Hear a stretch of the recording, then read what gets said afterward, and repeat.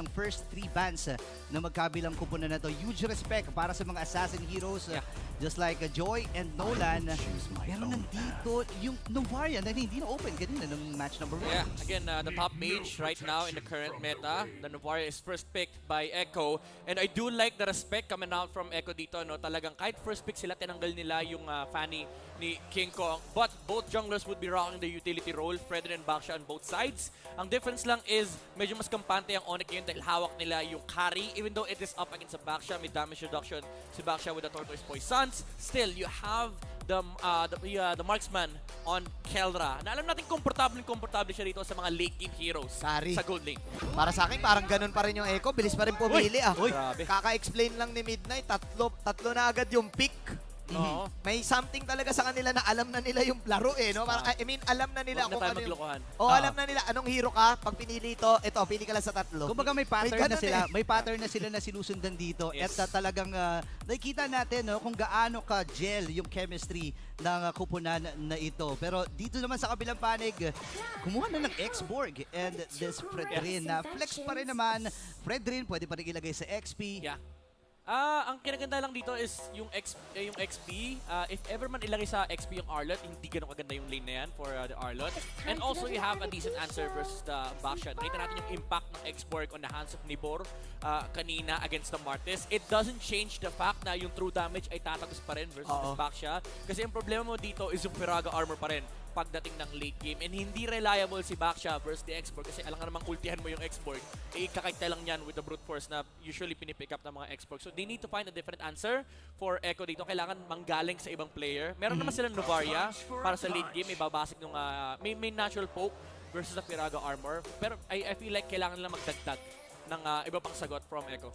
Magandang ban. Ang last na pinili dito ng Echo, nakita natin kung gaano din karupit si Super Prince sa paggamit ng Paramis. Ngayon ay Nana.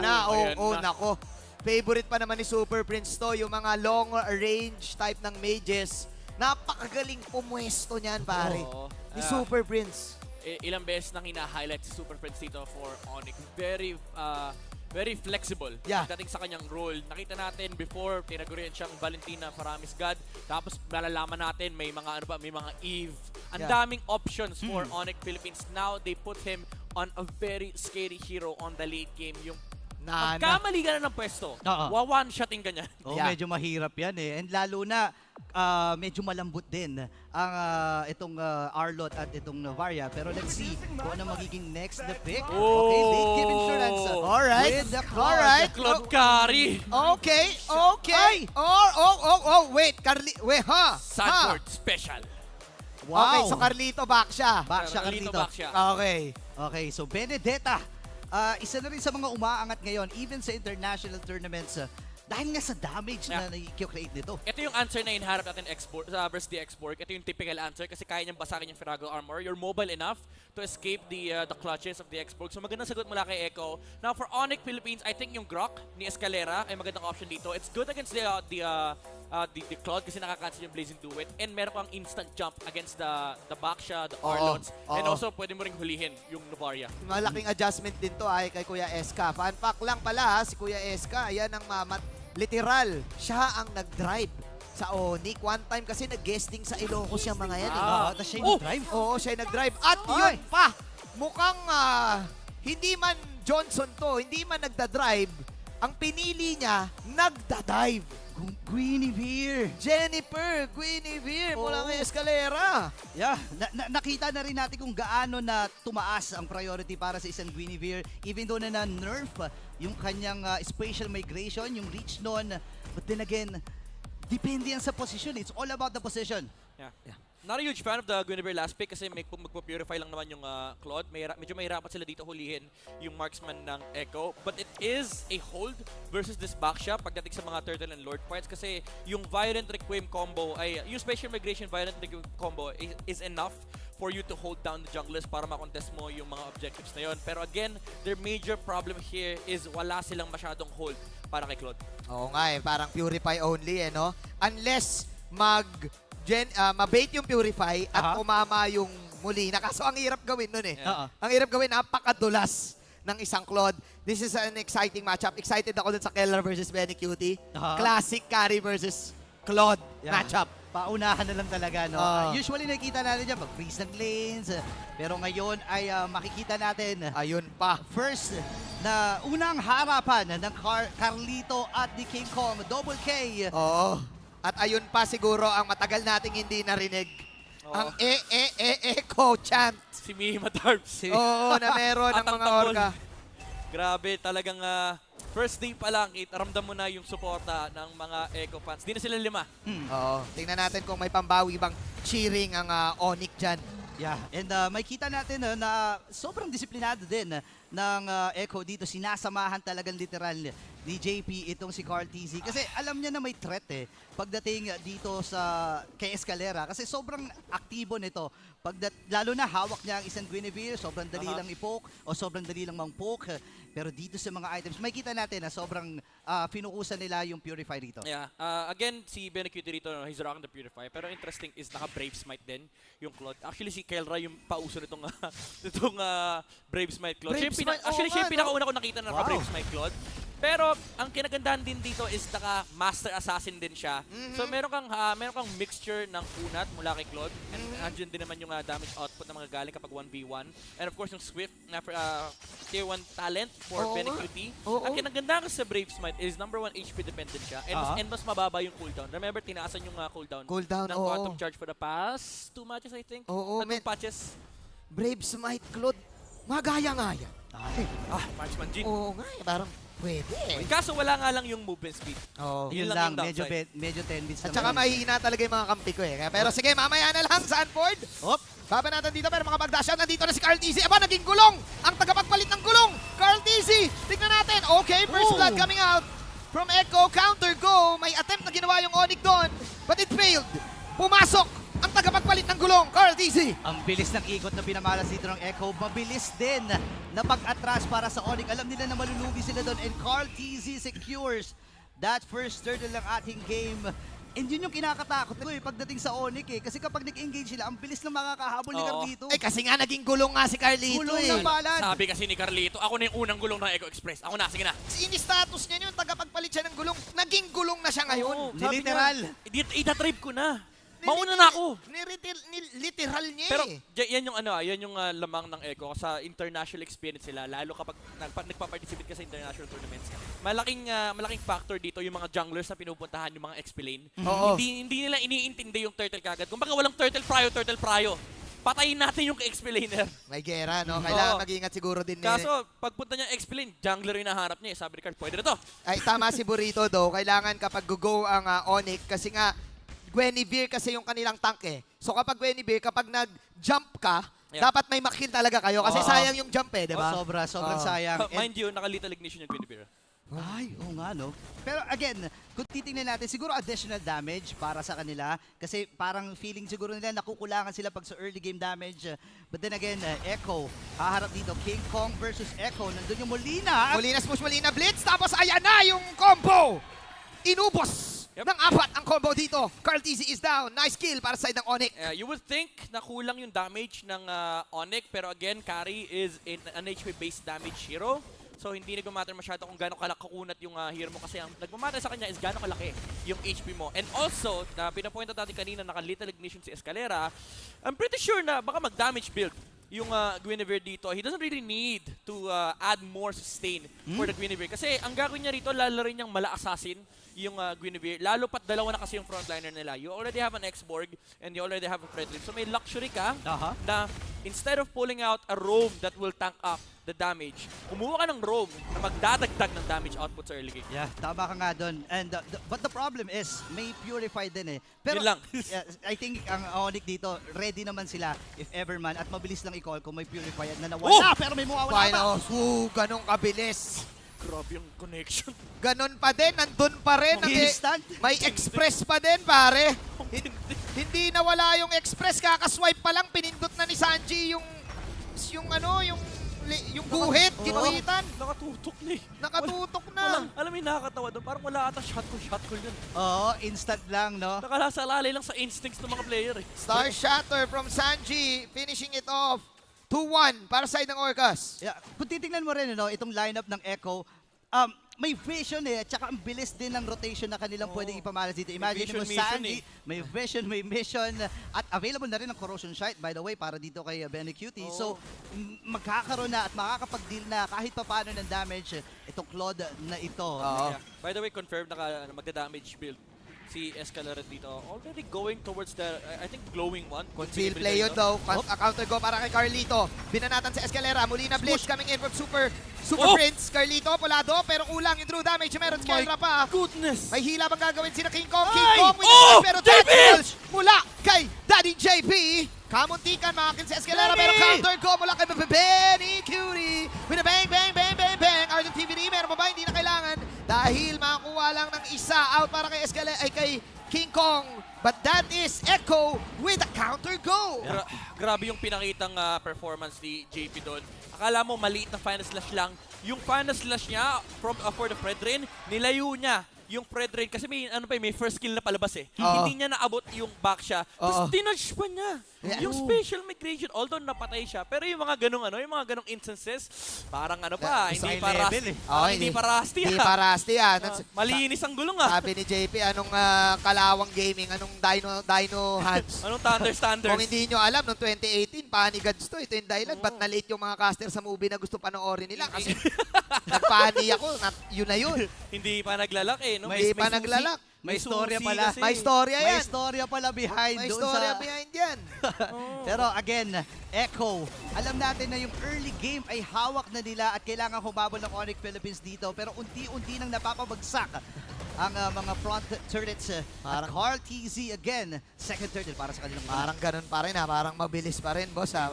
Iba talaga ang experience. Oo, kailangan maging ready ng Onyx dito. Oo. Nakita mo yung panggugulang ng Echo. Nilalamangan nila sa experience eh. Iba kasi Oo. syempre daddy JP ka. Pag daddy ka na marami ka na experience. Experience, oo. Ito si JP nakita niya na lahat ng pwedeng play. Pwedeng play. Sabi niya, pag ganito ginagawa ng kalaban, dapat ganito ginagawa mo eh. At tingin ko kailangan lang yung Onyx dito, ma-shoot nila yung Yung ball. ball. Oo.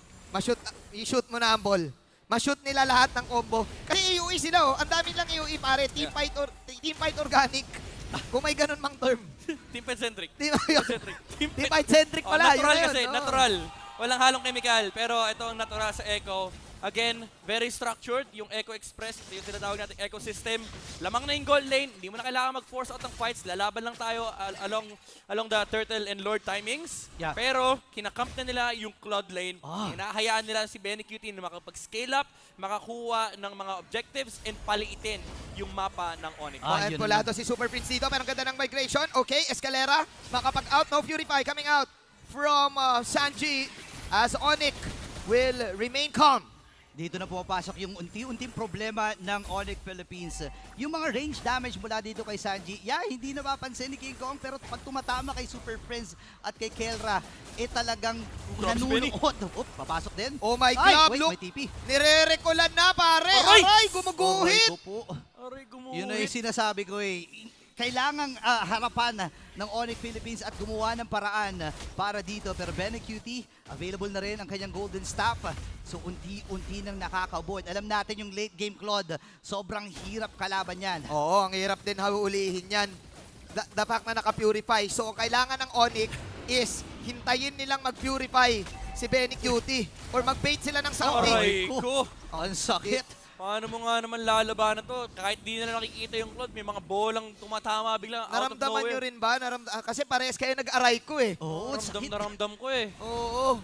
Pero ngayon, hawak ni Carl TZ. May pag-ambang gagawin si JP. Okay. Pero si King Kong ay nandun sa likod. Tignan natin, 20 seconds for the Purify. Ito na muna ang ginugo nila, yung Lito Wanderer, dash in para kay Sanford. Habang si 15K. Carl, nagpapalit lang ng gulong sa batang gilid. Oy! Binabanatan yung Lord. Yung Lord ngayon, 11K. Pasok si Huli! Escalera dito. With a jump. Pasok si Kelro with the ultimate at Super Prince makakuha ng kill. Wala Sanji. Super Prince bumaba Oh, the talaga turn, the bumaba. turn! Habang umiikot-ikot si Carl TC. Rumeni Cutie Blazing do it din. Siya doon sa bandang dulo. Binabanatan si Kelra. At yun na nga. Nagkalapitan. At doon na. Nagkaubusan. King Kong Ay! mabuhay pa ba Buhay dito? pa! Actually, buhay pa si King Kong. Tatlo ang nawala sa Onyx, pero ang daming nakuha ng Echo. Wow! Grabe yung performance na ipinapamala sa magkabilang kupunan na to. worthy talaga para tawaging star match. And again, Onyx Philippines, hindi sinuko yung Lord. Ang baba ng buhay ni Cartesian, alam niya na medyo delikado siya if ever man na lumapit siya. At ngayon, ang pagkakataon ng Onyx para bumawi, makatulak man lang kahit isa o dalawang tore. At ang Echo ready sa pagsalubong dito sa Lord. Nag-back doon yung Onyx though.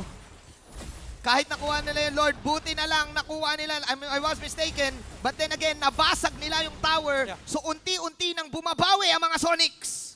Nakuha naman nila yung major objective na yun, pero kita natin yung blueprint ng Echo, no? Ito yung Lord Turn na, hindi lang Lord Turns kasi may Lord Turn din eh. Ito sinasabi natin, yung kapag medyo hindi ka lamang pagdating sa mga control sa Lord, Lord objectives, mag-turn ka na lang ng team fight, habulin mo yung mga kalaban. Ganun yung ginawa ni Benny Cutie, pinagpapatay niya yung hero sa may bandang likuran. Pero si King Kong, nandun din siya sa gitna ng Lord. Actually, medyo naipit siya doon. Unfortunately, masyadong mababa yung HP ni Cartesian and nakafocus din yung ibang members ng Echo para suportahan yung Claude sa may backline. Pero kita mo yung potential ng Echo na i-turn yung team fight. Instead, nahabulin nila yung Lord, yung team fight na lang inahabol nila. Talagang hinawakan lang kasi ni King Kong yung Lord. Yeah. Umiro sila no? Nag-switch sila ng hero. Hindi lang na-reset ng Echo yung Lord kasi hinawakan ni King Kong. Yeah. Sobrang commendable though din yung Onyx na kahit na alam mong nag-switch yung Echo, kahit papano meron silang pindot eh. Kung baga may pindot deep inside, na kaya naman natin sumabay sa galawan eh. Oo, Okay, ayun na. Purify, Ayun na yung nagamit.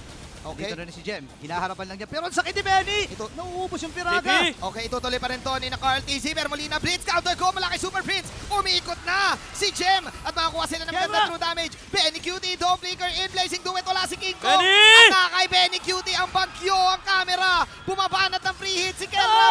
matitira. Kelra makakuha pa ng kill, Benny Cutie, Onyx will survive the storm, pero pulado sila lahat. Benny Cutie though will take the tower. Grabe pumindot yung mga players dito. Ang aksyon! Grabe, nabuhay pa with a sliver of HP. And doon natin makikita kung gaano kabilis pumindot ang mga players na to. At this point, ito na yung nakikita nating matchup, yung labanan ng gold lane. The Storm versus the Gold Standard. Eto na nga, Kanya-kanyang buhat eh. ang dating parehas galing sa Execration Clan. Mga kaibigan, Benny Cutie versus Kelra. Pero ramdam na rin ng Echo, even though yung back siya, again, very sustainable sa may frontline yan. Yung binabangkit nating particular do sa draft kanina, hindi nagmamatter kaano kakunat yung back siya kasi enough yung DPS ng Onyx para mapatumba yun. Pero it goes the same thing with Echo. Pag nakaharap yung Claude at wala kayong pampatay sa kanya, malaking problema yung gold laner dito ng Echo. Kaya naman talagang ramdam natin yung existence Okay. ng gold lane versus gold lane. Ganda special na escalera dito na wala Sanji. At ayun ba yung kailangan ng Onyx para ilaban to? At Gem, pasok, last insanity, apat na bulado, kalahati sa side ng Echo habang kalahati din ang buhay ng Lord. Ilaban ba to? Super Prince nagtatago, may passive si Super Prince. Mind you, hindi pa namamatay si Super Prince. Ang daming yung nagiging counter Molina Blitz and Molina Smooch. Nakakainis talaga yung dagang yan eh. Oh, reset. Reset. Ito na. Ito na. Dito nagsisimula lahat yan. 13 minutes, 30 seconds. Lord Dance. Okay, reset coming in. Onyx. Sila nagsiset ngayon. Benny Cutie, Benny. lumapit. Oh. Game out. Okay, atras muna King Kong. Pinapanatili niya na hindi napupuno yung buhay dito ng Lord habang si Sanford ay papasok. At Walang nako, piraga. Walang piraga dito si Jem. Okay. As Benny, nagkakaroon lang ngayon ng mga Earl! paid gaming habang makakuha pala si Sanford ng kill. Off-cam kill. Benny Cutie blazing duet na naman si Kelra. Binabanata pero masyado makunat si Kelra dito. Phantom step kulang yung kunat. At doon na kinulang ang Onyx. At mukhang makakalibre pa ang Orcas ng Lord. Wow, tatlo ang bagsak para sa Onyx Philippines. Libreng Lord para sa mga Orca. Ito again yung importance ng Lord Dance na ginagawa ng Echo. Sanford, nagkaroon siya ng oras para tanggalin yung Piraga armor ng X-Borg. Essentially, removing one frontliner from the Onyx. And noong ang naiwan na lang ay si King Kong. Doon na nagsimula ng turn yung Echo. With the Blazing Duet on the backline, hindi nila natapatan yung damage output ni Benny Cutie at that time. Makikita natin yan sa instant replay. May Wind of Nature din kasi. Nahawak si Benny Cutie dito with the Wind Chant. Kaya niyang saluhin yung DPS na manggagaling kay Kelra. Kaya naman naiwan doon sa loob si King Kong for Onyx Philippines. Yan, napakaganda ng posisyon na ipinamalas dito ng Echo. Hindi nila hinayaan na makapasok doon sa vicinity ng Lord itong Onyx Philippines at na-maintain nila yon hanggang sa maubos isa-isa ang Onyx. Ngayon, ang Lord ni Luminous ay nasa may bandang itaas. JP at ang buong kupunan ng mga Orca ay sasama na rito sa itaas. Kakayanin ba to ng Sonics daw? Kakayanin ba to? It's time to let's bolt in. Sa side ng Onyx, nag-jump sa Escalera. Gem will pop the ultimate. Wala nang Piraga armor. Gem mag-out. Makakapag-depensa ang Onyx though. Benny, Pero ba- binabagyo yung gold, yung bottom lane. Dalawang tore ang nawala. Pero nadedepensahan pa rin nila yung kanilang main base. Onyx. Wow, kailangan nilang kumapit dito. Onyx Philippines, meron pa naman silang way para ma-clear yung minions. Gem, sinakripisyo niya yung kanyang Lost Insanity para mabilis na ma-clear yung minions. Pero kasi dun sa may bandang ibaba, hindi nila napapansin si Benny gumagawa na eh. Yun nga eh. Kailangan pa nilang maging worrisome dito sa bagyo na to. Oh, grabe, worrisome. O, diba? Ang tindi nun, parang yung bagyo. Big word yun. Big word, big guy, and big plays coming out from Benny Cutie. Ito ang World Championship performance on the clock. The split pressure for Echo is allowing Echo to control the map against Onyx. Wala nang mahanap na pagperforman itong si Kelra, and ang laki na rin ng lead na hawak ng Echo. And you might think na okay lang naman kasi Xborg hawak din naman ng Onyx, meron din silang carry, they have decent damage coming out from Super Prince and Escalera. Do take note, kapag nasa ganitong posisyon ka na nasa base ka lang at ipit ka, kawawa ka sa Novaria. Yeah. And Kelra can't miss. Most kills.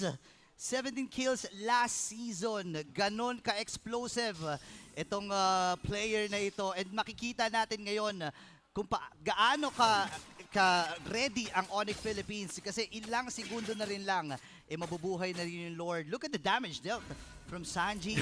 Siya talaga yung nagpapahirap eh. Bad beats talaga yung Novaria na yan. Oo. Para sa akin, isa talaga sa mga hero ngayon, sa mga RG. Ramdam mo din. Bumalik eh.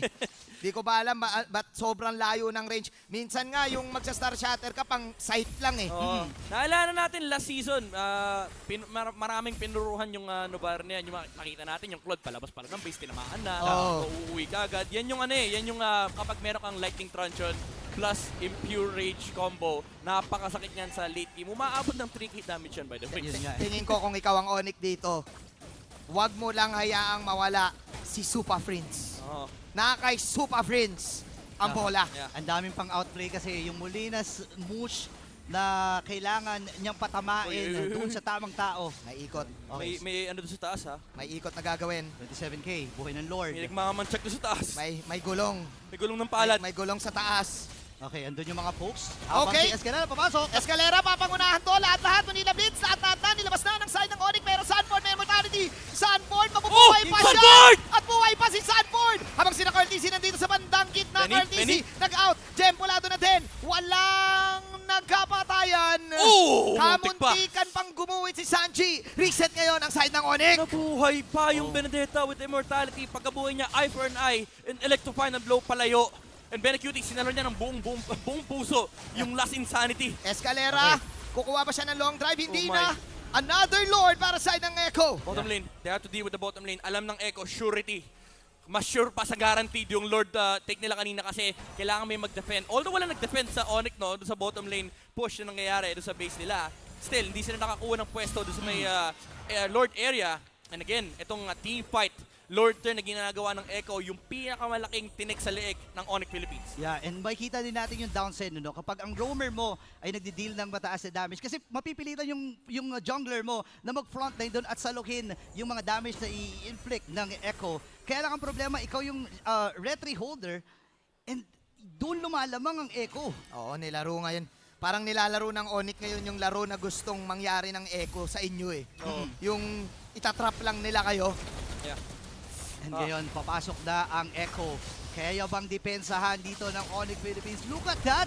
Ang Wow. sakit pa sa Gimpiraga Armor! Wow, okay, kalahati ang buhay ng Lord dito. Binabanatan lang nila muna yung Lord Purify. pasok sa Escalera, pero ang sakit ng burst. Sanford! Sanford! Wala sa Escalera. Kelra, susubukan Pressing niya duet. lahat ng kaya niya para mailigtas to. Pero okay, Benecutie makakapag-out pa. Echo will take game 1. What a game! Number 1 para sa Echo. Literal na express Wow. para sa kanilang kupunan.